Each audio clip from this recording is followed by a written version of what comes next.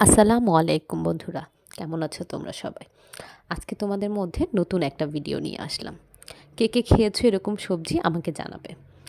আজকে দেখো খুব কালারফুল একটা সবজি নিয়েছি, যেমন ফুলকপি, গাজর এবং আলু আর মটরশুঁটি।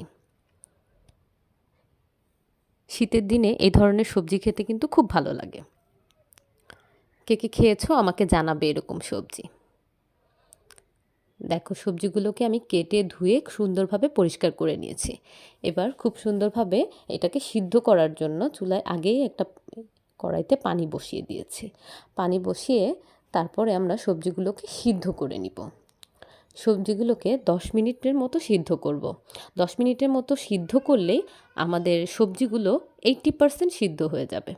দেখো আমি ঢাকনা দিয়ে ঢেকে দিলাম যাতে করে সবজিগুলো খুব তাড়াতাড়ি সিদ্ধ হয়ে যায়।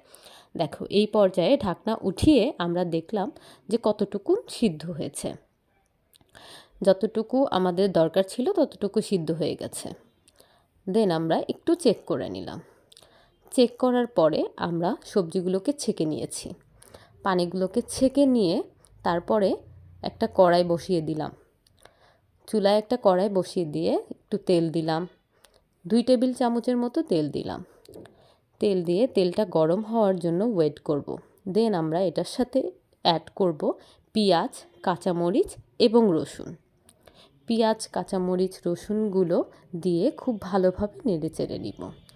নেড়ে চেড়ে দিয়ে একটু নরম করে নিতে হবে। দেখো এই পর্যায়ে আসলে আমাদের এটার সাথে পানি অ্যাড করতে হবে। সামান্য পানি অ্যাড করে দিব। তারপরে দিব মশলা প্রয়োজন মতো, লবণ, আদা রসুন বাটা, হলুদের গুঁড়া, মরিচের গুঁড়া, জিরার গুঁড়া এবং গরম মশলা। গরম মশলাকে কিন্তু আমি বাসায় বানিয়েছি। কে কে এটার ভিডিও দেখতে চাও জানাবে। দেখো খুব সুন্দরভাবে মশলাগুলো কষিয়ে নিচ্ছি। মশলাগুলো যখন ভালোভাবে কষিয়ে যাবে এবং এটার পানিটা আস্তে আস্তে টেনে যাবে। টেনে যাওয়ার পরে দেখবে যে এটা মশলার যে গন্ধটা সেটা চলে যাবে। মশলার যে গন্ধটা চলে গেলে এই পর্যায়ে আমাদের সবজিটাকে অ্যাড করে দিতে হবে। সবজিটা যখন আমরা অ্যাড করে দিব তারপরে এটা খুব ভালোভাবে মিক্স করতে হবে, যেমন মশলার সাথে আমাদের সবজিটা খুব ভালোভাবে মিশে যায়। কোনোটার সাথে যেন না থাকে, এর মশলা না থাকে সেরকম যেন না হয়। খুব সুন্দরভাবে মশলাটাকে অ্যাড করে দিয়ে তারপরে আমাদের ঢাকনাটা দিয়ে ঢেকে দিতে হবে।